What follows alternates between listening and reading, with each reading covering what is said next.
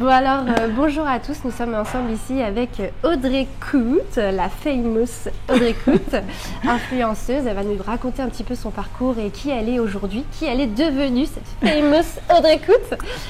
Donc j'ai eu l'honneur d'accompagner Audrey avec ma méthode Kiffpreneur et on est là aujourd'hui pour parler de ça et elle va nous partager son témoignage. Avant de rencontrer Meryl, je trouvais que j'avais énormément de blocages. C'est-à-dire que ça fait un moment que je veux me lancer, que je veux lancer mon entreprise, mon projet et je n'y arrivais pas.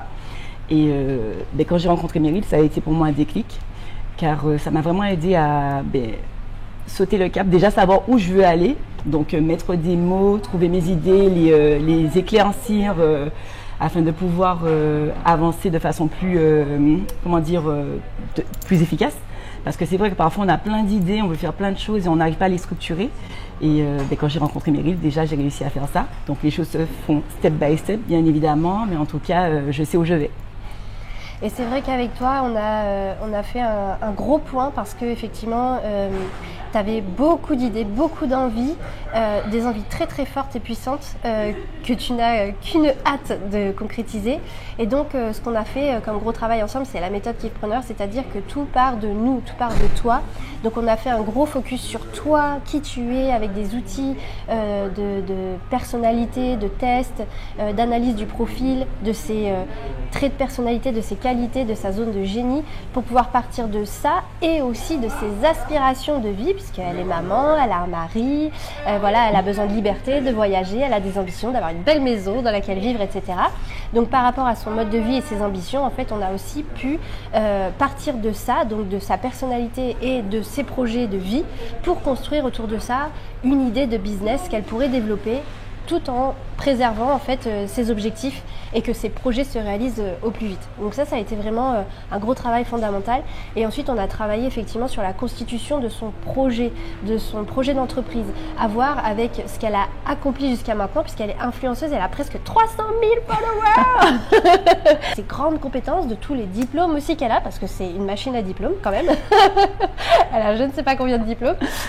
Donc en fait, l'idée, c'était d'aller piocher un peu dans ce qui existe, voir un peu là où elle doit aller chercher des connaissances, puisqu'elle a continué de se former pour que son projet voie le jour autour de la formation, autour de bien évidemment ce qu'elle est capable de faire et ce qu'elle adore faire. Tout a pu vraiment prendre forme et bientôt sortira ces nouvelles formations. Est-ce que tu veux nous en toucher un mot sur ces formations? Dans quel univers ce sera? Alors oui, donc effectivement, comme Meryl a dit, son approche est plutôt sympa puisque elle nous aide en fait à trouver un travail qui est en accord avec notre personnalité, ce qu'on aime, afin que justement qu'on puisse kiffer nos vies. Donc c'est d'ailleurs ce qui m'a attirée vers Meryl. Et aujourd'hui effectivement, moi je bosse sur 2 formations. Donc je vous en parlerai de toute façon très très prochainement, en accord avec ce que j'ai fait. J'ai un double master stratégie digitale et dirigeant opérationnel d'entreprise. Mais en plus de ça, j'ai un diplôme aussi en conseiller en images. Donc trouver en fait un moyen d'allier toutes mes compétences en fait pour que je puisse justement trouver le job qui me convient totalement quoi. Où je vais pas me dire oh j'ai la flemme de me lever, d'aller au boulot, j'ai la flemme de faire ci, non, puisque je fais quelque chose que j'aime. Donc il y aura pas moyen. Ça c'est super intéressant et puis comme vous le voyez sur l'Instagram de Audrey, c'est vrai qu'elle est très libre dans sa vie. Le sport et l'hygiène de vie comptent beaucoup pour elle, ça lui demande beaucoup de temps. C'est d'ailleurs à la salle de sport que l'on s'est rencontrés pour la première fois, même si on a des amis en commun. Et en fait, tout est parti un petit peu de là et on a commencé à vraiment échanger et parler de ce mode de vie, qu'autre chose était possible à la salle de sport. Et en fait, aujourd'hui, ça compte tellement pour elle, ça, ce cadre de vie, ce fonctionnement, être libre de faire ce qu'elle veut quand elle veut, que la méthode Kiffpreneur finalement est là pour t'aider à concrétiser le projet qui tourne autour de ta vie et qui te permet de kiffer chacune de tes journées. C'était vraiment ça l'objectif. Exactement. Et puis, comme dit Meryl, on s'est rencontrés à la salle de sport et il faut savoir que dès notre première rencontre, on a vraiment accroché et elle a tout de suite vu où je voulais aller. Elle a tout de suite compris que j'avais des blocages et qu'il fallait absolument prendre les choses en main parce que sinon je n'allais pas pouvoir parvenir à aller vers mon projet professionnel, en tout cas ce que je veux faire. Donc voilà. Alors si on retrace un petit peu ton parcours, Audrey, quand est-ce que ça a commencé cette histoire d'influence? Alors, on va dire maintenant, du coup, peut-être 2 ans à peu près. 2 ans seulement? 2 ans seulement, et vraiment de façon très hasardeuse, parce que je n'avais pas prévu de devenir influenceuse. Quand j'ai fini mes études, je suis retournée sur la Martinique. J'ai commencé à faire mes vidéos. Pour ceux qui connaissent déjà l'histoire, bon, je la reprends, mais vous le savez déjà. J'ai commencé à faire des vidéos de sport, et quand j'ai ouvert mon Instagram, ben, ces vidéos ont buzzé. Et c'est de là que j'ai commencé à avoir des partenariats, tout simplement. Et c'est via ces partenariats que j'ai commencé à développer mon Instagram. Après, ce n'est pas non plus incohérent, puisque j'aime tout ce qui est digital, j'aime le marketing, j'aime faire des montages, donc la création de contenu. Donc au final, l'influence est venue à moi, mais à mon avis, ce n'est pas un hasard. Non. Voilà. Non. Tu étais censé impacter le monde autour de toi. C'est quelque chose qui te tient particulièrement à cœur. Exactement. Tu es un modèle, tu es très exigeante avec toi-même, perfectionniste. Vrai. Et en fait, cette haute qualité que tu délivres, finalement, te permet de percer aujourd'hui et te permet du coup d'avoir un impact encore plus grand et encore plus loin et encore plus poussé auprès des gens. Et aujourd'hui, peut-être que tu fais des choses pour divertir et pour apporter une autre vision aussi par rapport au corps de la femme, l'évolution du corps de la femme, parce que c'est aussi ce process que tu as entamé dans ta vie, puisque tu as une grosse évolution physique. C'est tous ces petits messages, et puis tu as certainement encore plein de choses à partager. Énormément de choses. Dans les réseaux, sur les réseaux sociaux.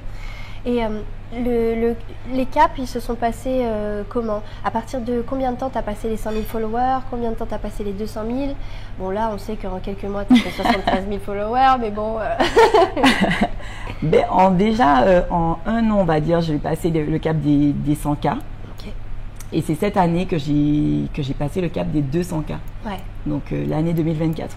Donc on va dire 2 ans et demi à peu près. On va dire que j'ai commencé à avoir des followers.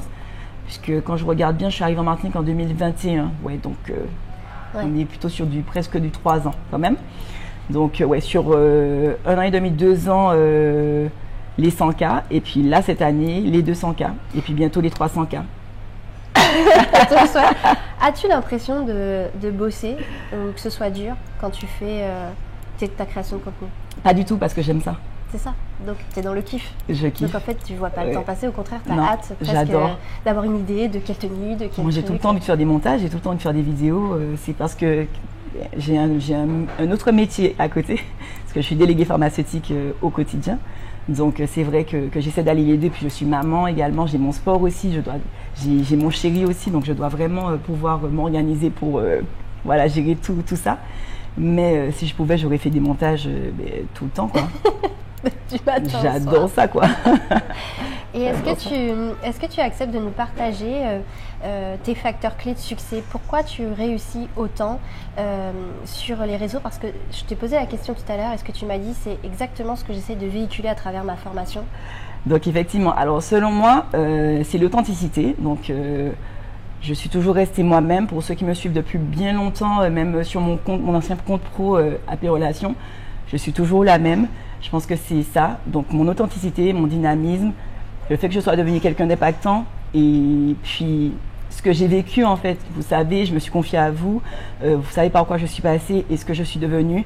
Et c'est le fait de pouvoir justement vous donner l'espoir de pouvoir atteindre ces objectifs-là, de pouvoir devenir cette personne que vous souhaitez être, cette personne qui sera impactante justement.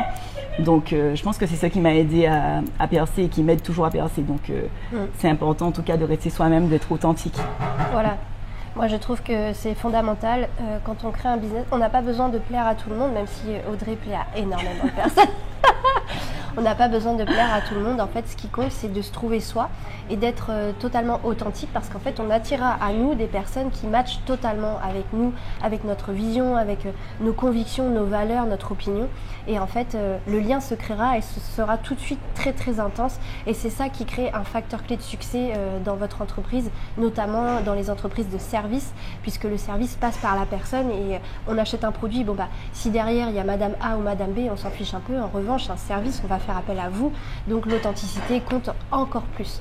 Et Et aussi un modèle de réussite, Audrey, c'est que même si elle n'a pas l'impression de travailler, elle travaille quand même beaucoup sur ses contenus, puisque en fait, elle s'attelle à donner et créer des contenus de très très grande qualité. Alors il ne s'agit pas de tomber dans le perfectionnisme et à jamais poster parce que c'est pas parfait. En revanche, je vois beaucoup de personnes qui se lancent sur les réseaux sociaux, qui font les trucs à l'arrache, ils parlent, il n'y a pas de sous-titres, la caméra, enfin franchement la qualité d'image ça va pas du tout.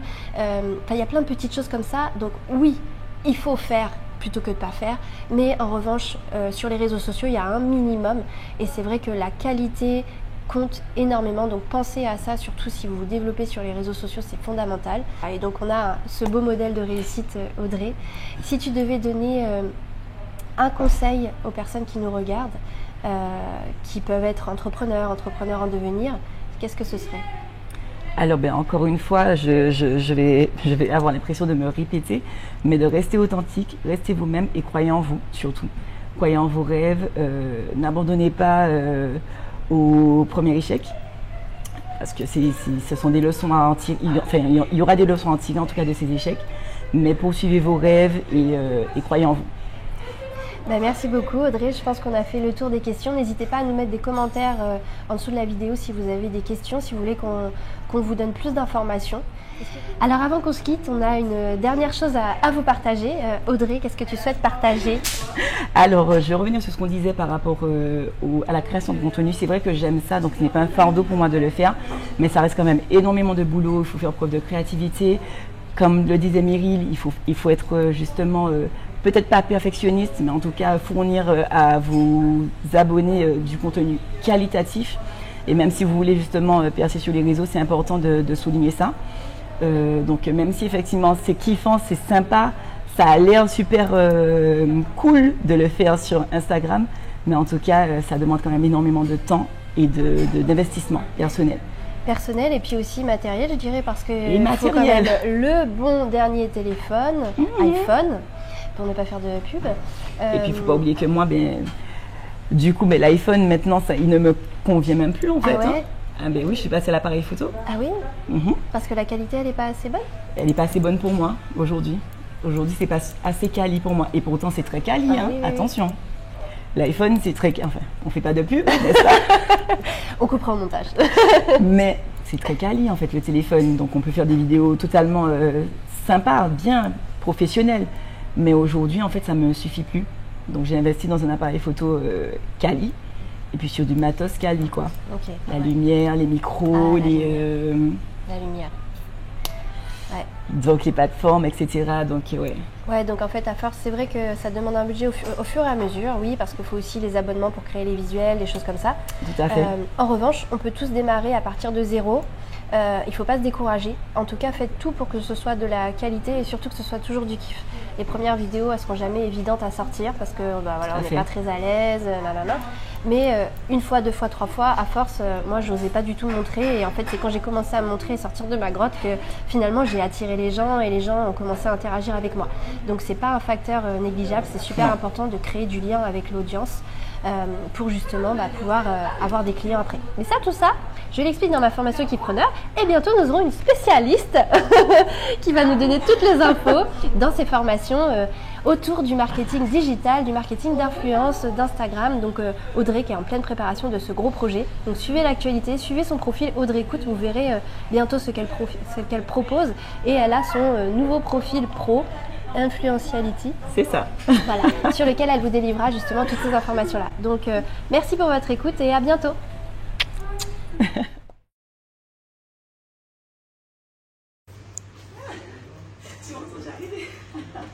Allez, go. Ah bah c'est déjà allumé.